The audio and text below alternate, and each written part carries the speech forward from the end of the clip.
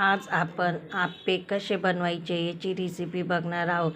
तर इथे मी या वाटीच्या प्रमाणे 2 वाट्या तांदूळ घेतलेले आहे व 1 वाटी सफेद उडदाची डाळ, 1 वाटी मुगाची डाळ व अर्धी वाटी मसूर डाळ व अर्धी वाटी हरभरा डाळ घेतलेली आहे. हे सर्व डाळी आणि तांदूळ आपल्याला स्वच्छ धुवून एकत्र भिजत घालायचे आहे. चला मग आपण रेसिपीला सुरुवात करू. पद्धतीने तुम्हाला 2 ते 3 पाण्याने स्वच्छ तांदूळ आणि डाळ एकत्र करून धुवून घ्यायची.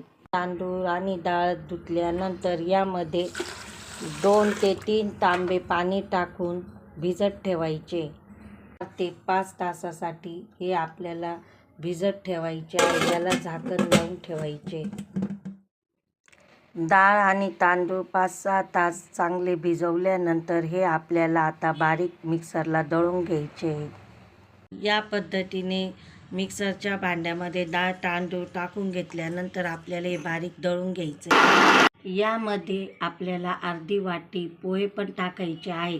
हे पोहे आपल्याला भिजत ठेवायचे आहे. जास्त पाणी असलं तरी चालेल. हे पोहे एक पाण्याने धुवून घ्या आणि मग भिजत ठेवा. अशा पद्धतीने आपल्याला पोहे पाण्यात भिजत ठेवायचे आहे. हे पण मिक्सरला बारीक याबरोबरच दळून घ्यायचे.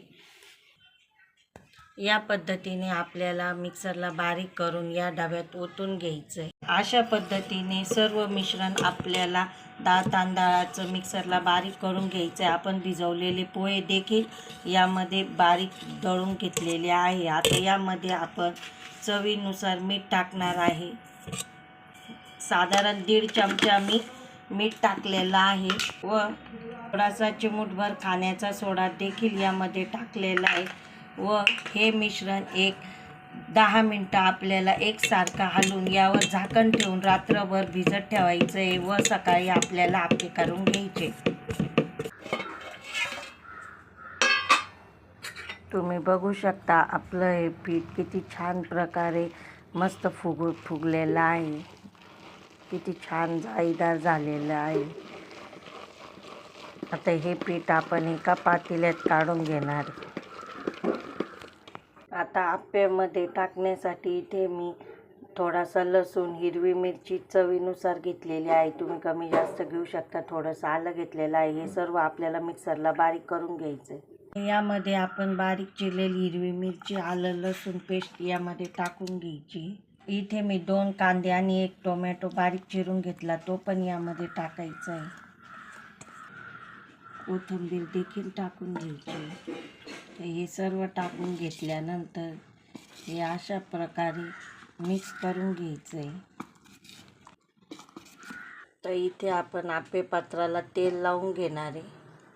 तेल कमी जास्त असलं तरी चालेल. हे पात्र चांगलं गरम झाल्यानंतर यामध्ये आपण पीठ टाकून घ्यायचं आहे आप्याचं. अशा प्रकारे सर्व टाकून घेतल्यानंतर वरून तेल टाकायचं आहे. हे 5 ते 7 मिनटं बारीक गॅस करून ठेवायचे. हे आप्पे 4-5 मिनटे झाल्यानंतर आपल्याला सर्व अशा प्रकारे उलटून घ्यायचे. अशा प्रकारे आपले इथे आप्पे तयार झालेले मिक्स डाळ तांदळाचे.